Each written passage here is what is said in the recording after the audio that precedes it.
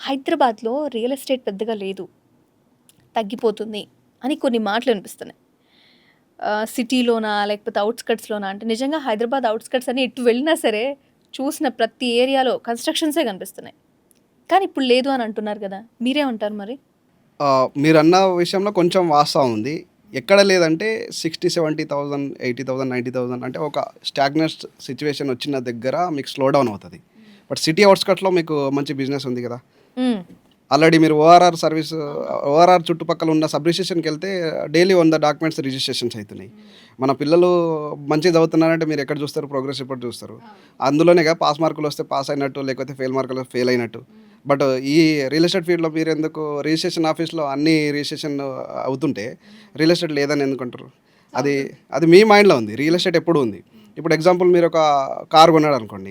Car షోరూమ్‌లో ఎళ్లి quotation తీసుకొని some ఏదో మంచి కారు అనుకున్నారనుకోండి. మళ్ళీ మీరు షోరూమ్ నుంచి బయటికొచ్చేసరికల్లా అవే కార్ కనిపిస్తుంటాయి మీకు రోడ్ మీద. ఎందుకు ఇంతకుముందు ఆ కార్లు రోడ్ మీద లేవా? ఉన్నాయి గదా! అప్పుడు మైండ్‌సెట్ మీ అంటారు. మైండ్‌లో అప్పుడు లేదు. మైండ్‌సెట్. మీరు ఓకే. షోరూమ్‌లో ఎళ్లి కొటేషన్ తీసుకున్నప్పటి నుంచి మీ మైండ్‌లో ఆ కారు ఉంది. నాకొకటి అర్థమైంది. As it is. ఇప్పుడేంటంటే ఎవరైతే రియల్ ఎస్టేట్‌లో వర్క్ అవ్వట్లేదో, ఎవరైతే కొనాలనుకోని కొనట్లేదో వీళ్ళ బ్రెయిన్‌లో ఉన్నదాన్ని పబ్లిక్‌లోకి తీసుకొస్తున్నారు తప్పితే రియల్ ఎస్టేట్ బావుంది అనేది 100% మీరు లేదనుకుంటారు కాబట్టి లేదు. ఓకే. ఉందనుకుంటే ఖచ్చితంగా ఉంది. అది ప్రోగ్రెస్ రిపోర్ట్‌లో చూడాలి మీరు. అంటే సబ్ రిజిస్ట్రేషన్ ఆఫీస్ వెళ్తున్నారా లేదా చూడండి ఓకే. ఒకసారి. ఓకే. అయితే జేబీ ఇన్ఫ్రా గ్రూప్ ఇప్పటి వరకు చేసిన ప్రాజెక్ట్స్ ఏంటి? అంటే నేను కొన్ని చూడడం జరిగింది. ఇప్పటి వరకు చేసిన ప్రాజెక్ట్స్, ఇకపైన చేయబోయే ప్రాజెక్ట్స్ గురించి మాట్లాడదాం. ఫస్ట్ ఇప్పటి వరకు ఏమేం ప్రాజెక్ట్స్ చేశారు? అందులో ఉన్న పర్సన్స్ వాళ్ళెవరైతే తీసుకున్నారో ల్యాండ్‌లార్డ్స్ లేకపోతే వాళ్ళెవరైతే కన్‌స్ట్రక్ట్ చేసుకున్నారో వాళ్ళు గాని, ఎలా ఉంది వాళ్ళకి? వాళ్ళ పాయింట్స్ ఏమైనా మీరు చెప్తారా? ఎక్స్‌పీరియన్స్ కింద వాళ్ళు చెప్పిన రివ్యూస్ ఏమైనా యాహ్! చెప్తారా? 2016, 17లో ఒక ప్రాజెక్ట్ ఏసాము. అది 700 ఎకర్స్ అయింది ఇప్పటివరకు. ఆ ప్రాజెక్ట్‌లో 4,700, 5,000 తీసుకున్న వాళ్ళు ఇప్పుడు ఆల్రెడీ 25,000 రీసేల్ నడుస్తుంది వాళ్ళకి వాల్యూ.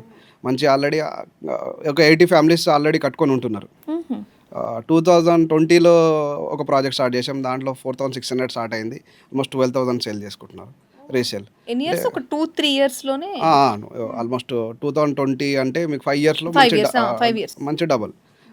2016 అంటే అది గూడా మీకు మంచి అప్రిషియేషన్. అంటే 700 ఎకర్స్, 700 ఎకర్స్. మనకు విజయవాడ హైవేలో చౌటుప్పల్ దగ్గర 700 ఎకర్స్, ఇబ్రహీంపట్నం సాగర్ హైవేలో ఒక 700 ఎకర్స్ కంప్లీటెడ్. అందులో కొన్ని ఫేసెస్ ఇంకా నడుస్తున్నాయి.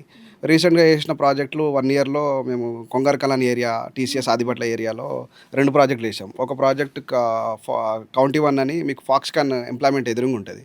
అది కంప్లీట్ చేసాము. కౌంటీ 2 అని టీసీఎస్ దగ్గర ఉంది. ఇంకా కొన్ని ప్లాట్స్ ఉన్నాయి. అది కూడా 1 ఇయర్ అవ్వడానికి వస్తుంది. ఈ జనవరి 28 అయితే 1 ఇయర్ అయితది. అది కూడా సోల్డ్ అవుట్‌లో ఉంది. ఇప్పుడు లాంచ్ చేస్తున్న ప్రాజెక్ట్ వచ్చేసి తుమ్మలూరు మీకు ఫోర్త్ సిటీది అని చెప్పాం కదా! 180 ప్లాట్స్ సేల్ అయ్యాయి. అది ఇప్పుడు రన్నింగ్ ప్రాజెక్ట్. ఇంకొక ప్రాజెక్ట్ వస్తుంది. అది వికారాబాద్‌లో నెక్స్ట్ మంత్ లాంచింగ్ ఉంది. అది ఫేజ్ 3 లాంచింగ్ అండి. ఓకే.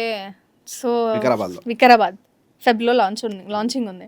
సో, ఇది గుర్తుపెట్టుకొని జేబీ ఇన్ఫ్రా గ్రూప్ గురించి ఎవరైతే వినుంటారో వికారాబాద్ సైడ్ అంటే ఒక్కొక్కళ్ళు ఒక్కొక్క ఏరియా సెలెక్ట్ చేసుకుంటారండి. ఆ ఏరియాస్ ప్రకారం చూస్తే వికారాబాద్ నెక్స్ట్ టార్గెట్. ఓకే. అయితే వికారాబాద్‌లో ఇంతకుముందు ఏమైనా చేసినవి ఉన్నాయా? వికారాబాద్‌లో ఈ ప్రాజెక్టే మీకు ఫేజ్ 1, ఫేజ్ 2 కంప్లీట్ చేసాము. 28 ఎకర్స్ ఇంకా 150 ఎకర్స్ వెళ్ళబోతుంది ఆ ప్రాజెక్ట్. ఫేజ్ 3 కూడా చాలా మంచి సైట్ అది చెప్పుకోవచ్చు. ఓహ్! ఓకే. ఫీచర్. ఇక్కడ ఇన్ని విషయాలు మనం చెప్పుకున్నాం కదా! ఒక కామన్ పర్సన్ ఒక ఇట్లనే తీసుకోవాలనుకుంటున్నారు. మీరు చెప్పే ప్రాసెస్ ఏంటి? ఆ లిస్ట్ ఔట్ ఏంటి? లేకపోతే వాళ్ళు ఏమేం పాయింట్స్ బేస్ చేసుకొని కొనాలి? ఇవి ఒకసారి ఎక్స్‌ప్లెయిన్ చేస్తారా? సింపుల్ అండి. మీరు ఎగ్జాంపుల్ మనకి రోడ్ మీదకెళ్తే టూ వీలర్ కార్ గాని ఎళ్తే ట్రాఫిక్ అతను ఆపితే మీరు ఏమేమి అడుగుతాడు క్వెషన్స్? ఆయనకి డ్రైవింగ్ లైసెన్స్ ఉందా అని ఫస్ట్ అడుగుతారు. సెకండ్ కార్ ఇన్సూరెన్స్ ఉందా అని అడుగుతారు. ఇంకా నాలుగే అడుగుతారు. పొల్యూషన్ ఉందా అడుగుతాడు. ఇంకో 2, 3 అడుగుతాడు. సేమ్ మన ల్యాండ్ కొనాలంటే సింపుల్ 4 ఈసీ చెక్ చేసుకోవడము, లింక్ డాక్యుమెంట్ చెక్ చేసుకోవడము, మదర్ డాక్యుమెంట్స్ ఉంటాయి. మదర్ డాక్యుమెంట్ చెక్ చేసుకోవడం, నాలా కన్వర్షన్ ఉంటది. నాలా కన్వర్ట్ చేసుకోవడము. హెచ్ఎండిఏ లిమిట్స్ ఉంటే హెచ్ఎండిఏ పర్మిషన్ వస్తది. డీటీసీపీ ఉంటే టౌన్ లిమిట్స్ ఉంటే టౌన్ లిమిట్స్ డీటీసీపీ పర్మిషన్ వస్తది. ఇప్పుడు ఎఫ్సీడీ వచ్చింది. ఎఫ్సీడీ పర్మిషన్స్. క్లియర్ టైటిల్ చెక్ చేసుకోవడం సరిపోతుంది. 4 ఉంటాయి సేమ్ మన వెహికల్ కొన్నట్టు. పెద్దగా ఏం రాకెట్ సైన్స్ ఏమి ఉండదు. సింపుల్. ఈసీ మీరు ఇన్కమర్ సర్టిఫికేట్ మీరు ఆన్లైన్‌లో చెక్ చేసుకున్నా కూడా దాని లింక్ అంతా వస్తుంది. అది చెక్ చేసుకుంటే మీకు క్లియర్ అండి. ఓకే. అంటే పేపర్స్ అన్నీ క్లియర్‌గా బేసికల్‌గా ఇక్కడ నేను ఒక పాయింట్ తీసుకొస్తా. ఆఫ్‌కోర్స్ మీరు కాంట్రోవర్సీ అన్నా ఏమైనా అనండి. హైడ్రా కూల్చివేతలు, ఈ ల్యాండ్ ఇవన్నీ లేదు కబ్జాలు జరిగినాయి. ఈ పేపర్స్ ఇవన్నీ కొన్నాం మనం చూసాం. అస్సలు ఎప్పుడైతే కొత్తగా ఏమైనా తీసుకోవాలనుకున్న వాళ్ళకి నిజానికి అంత నాలెడ్జ్ కూడా ఉండదు. కొనడం అనే కాన్సెప్ట్‌లోనే వాళ్ళు ఆలోచిస్తారు. ఏంటి నిజంగా పేపర్స్ ఏమైనా లేవా? ఈ భయంలో ఉంటారు. రియల్ ఎస్టేట్ అంటేనే అదొక భయంలో కొంతమంది నేను అందరి గురించి మాట్లాడట్లేదు. ఇలాగ నాలెడ్జ్ ఉన్నోళ్ళు ఓకే. ఒకవేళ రేపేమైనా ఎట్లయితే ల్యాండ్ పేపర్స్ ప్రాబ్లమ్ అయితే అనే ఆలోచనలో ఉంటారు. వాళ్ళకి మీరేమన్నా క్లారిటీ ఇచ్చే ప్రయత్నం చేస్తారు. స్టార్టింగ్‌లో మీరు ల్యాండ్ కొనే ముందు ఒక్క లీగల్ ఒపీనియన్ తీసుకోవడం చాలా మంచి పద్ధతి. ఎందుకంటే 2000 నుంచి 5000 చార్జ్ చేస్తారు. మంచి లాయర్స్ ఇంకా 10,000 మీకు 5000 అంటే వెరిఫై చేస్తారు కదా! మీరు ఫైనల్‌గా ఏదనుకుంటారో ఆ ప్రాజెక్ట్ వాళ్ళ డాక్యుమెంట్స్ అడగండి. లింక్ డాక్యుమెంట్స్, దానికి సంబంధించిన మదర్ డాక్యుమెంట్స్ అన్నీ అడగండి. మీరు ఒక లాయర్ దగ్గరికెళ్ళి వెరిఫై చేసుకోండి. క్లియర్ ఉంటే వెళ్ళిపోవచ్చు. ఇంకొకటి హైడ్రా అన్నారు. హైడ్రా అనేది ఏంటంటే చాలామంది భూతంలాగా దాన్ని చూస్తున్నారు కానీ హైడ్రా వచ్చిన తర్వాత మీరు బఫర్ జోన్లకు ప్లాట్ కొంటున్నారా? ఒకవేళ లేక్ వ్యూ లేక్ ప్లాట్ అంటే మీరు ప్లాట్ కొంటున్నారా? అది అవేర్నెస్ వచ్చిందా లేదా? హైడ్రా నుంచి మంచిగా జరిగింది. ఎందుకంటే అవేర్నెస్ వచ్చింది. బఫర్ జోన్లో మనం కొనొద్దనే ఆలోచన వచ్చింది. చెరువు నాలాలు ఉన్నాయో లేవో చెక్ చేసుకుంటున్నారు. మంచిదే కదా, మంచి కాజ్ గురించి వచ్చింది అది. ఒక పెద్ద భూతంగా చూడకుండా. కానీ వాళ్ళు ఏంటంటే కొంచెం పబ్లిసిటీ కొంచెం మెల్లగా తీసుకొచ్చి చేస్తే బాగుండు. కొంచెం పబ్లిక్లో అవేర్నెస్ తీసుకోవడం వల్ల కొంచెం మిస్ఫైర్ అయింది అంతే. కానీ మంచిది అది. దానివల్ల ఒక మంచి జరిగింది. కొంచెం జాగ్రత్తగా ఉంటారు. జాగ్రత్తగా ఉండాలి. సో నాలాల దగ్గర కొనకపోవడం, చెరువుల దగ్గర కొనకపోవడం చూసుకుంటే బెటర్. సో మీరు ఏదైతే ల్యాండ్ చూపిస్తున్నారో ఒక మిడిల్ క్లాస్ వాళ్ళు ఈజీగా పెట్టొచ్చా అని చెప్పడానికి ఏమైనా ఎగ్జాంపుల్ చెప్తారా? అంటే ఈ ఎటు సైడ్ ల్యాండ్ ఉంది, సిటీలోనా లేకపోతే బయట, లేకపోతే మనకు ఏవో చాలా ఆలోచిస్తారు. సో ఒక మిడిల్ క్లాస్ పర్సన్ ఒక ల్యాండ్ కొనాలి అంటే మీ దగ్గర ఉన్న ఆప్షన్స్లో మీరు ఏం చెప్తారు? మన దగ్గర ఉన్న ఆప్షన్స్ 5 to 6 lakhs ఉంటే మా దగ్గర బుకింగ్స్ అమౌంట్ చేసుకొని మిగతా అంతా లోన్స్కి వెళ్ళొచ్చండి. మంచి ఆలోచన. కొత్తగా మ్యారేజ్ చేసుకున్న వాళ్ళు ఈ మధ్యలో బాగా ట్రెండ్ ఏం నడుస్తుందంటే సాఫ్ట్వేర్ జాబ్ ఉంది. కొత్తగా మ్యారేజ్ అయింది. వాళ్ళిద్దరూ వర్కింగ్ ప్రొఫెషనల్స్. మనకు ఒక ఈఎంఐ వస్తుంది. మీ ఈఎంఐ దానికి వెళ్ళిన మన ఈఎంఐ కొంచెం ఆ ఒక్క ఇల్లు తీసుకొని అక్కడనే స్టక్ అయిపోయి ఒక 60 years మొత్తం స్ట్రగుల్ అయ్యే సిచ్యువేషన్లకు చాలామంది వస్తున్నారు. ఆ కొంచెం క్లారిటీ నేను ఇవ్వాలనుకుంటున్నాను అట్లాంటి ఆడియన్స్కి. ఓకే. వాళ్ళు ఏంటంటే డైరెక్ట్ స్టార్టింగ్లో అందరికీ ప్రూవ్ చేయాలి, లగ్జరీగా చూపించాలన్న ఉత్సాహంలో ఒక 1 lakh 1 crore 80 lakhs ఒక హౌస్ కొనుక్కొని ఈఎంఐ కట్టే దాంట్లో పడిపోతున్నారు. ఎందుకంటే ఈ మధ్యలో చూస్తున్నారు ఏ వచ్చినప్పుడు ఏ జాబ్లు ఎప్పుడు ఉంటున్నాయి ఎప్పుడు ఊడిపోతున్నాయో తెలుస్తలేదు. అది కొంచెం దృష్టిలో పెట్టుకొని ఏం చేయాలంటే మీరు ఫస్ట్ స్టార్టింగ్లో మ్యారేజ్ అయినప్పుడు చిన్న చిన్న ప్లాట్స్ ఒక 5 తీసుకోండి తక్కువ బడ్జెట్లో. ఒక 4-5 plots తీసుకున్నాక అప్పుడు ఫస్ట్ కొన్న ప్లాట్ సేల్ చేసి అప్పుడు మీరు హౌస్ డౌన్ పేమెంట్ కట్టి అప్పుడు హౌస్కి వెళ్ళండి. మిగతా 4 plots మీకు ధైర్యంగా ఉంటుంది. తర్వాత ఈఎంఐలు మీరు అప్పటికి మీకు మంచి సీనియారిటీ వస్తే మంచి శాలరీస్ వస్తాయి. అప్పుడు మీరు ఈఎంఐస్ కట్టుకోవచ్చు. అప్పుడు 4 plots ఉంటాయి. ఒక ప్లాట్తో మీరు ఇల్లు కొంటారు.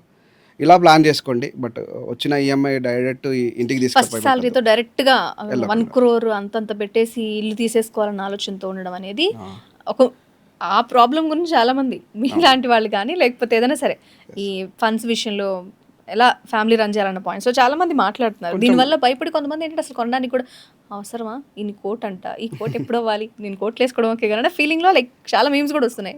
ఎందుకంటే ఇప్పుడు ఆ ప్లానింగ్ చిన్న చిన్న ప్లాట్స్ మీకున్న బడ్జెట్లో చిన్న ప్లాట్స్ ప్లాన్ చేసుకోండి. ఒక 5 plots అయ్యే వరకు వెయిట్ చేయండి. తర్వాత ఒక ప్లాట్ సేల్ చేసేసుకొని దాన్ని అప్పుడు మీరు హౌస్కి వెళ్ళండి. అప్పుడే వెళ్ళకండి.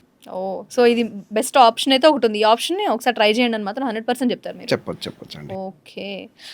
అయితే ఇక్కడ మీరు కన్స్ట్రక్షన్ సైడ్ ఉన్నారు కాబట్టి కొంచెం ఇక్కడ ఓపెన్ ప్లాట్స్ విల్లా వీటి గురించి కొంచెం క్లియర్గా చెప్తారా? అంటే ఇప్పుడు జేబీ రన్నింగ్లో ఉన్న ప్రాజెక్ట్స్ ఏంటి, ఎవరైతే కస్టమర్స్ ఎఫోర్డ్ చేయాలనుకుంటున్నారో వాళ్ళకి కొంచెం క్లారిటీ ఇచ్చే ప్రయత్నం చేద్దాం. కొంచెం క్లియర్గా చెప్తారా?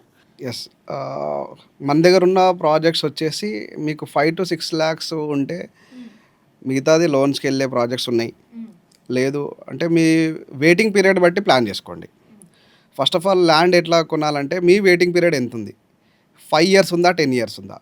లేదా ఇప్పుడు కొంటే నేను 2 yearsలో రీసేల్ పెట్టాలా, లేకపోతే ఇప్పుడు కొంటే 6 నెలల రీసేల్ పెట్టాలా?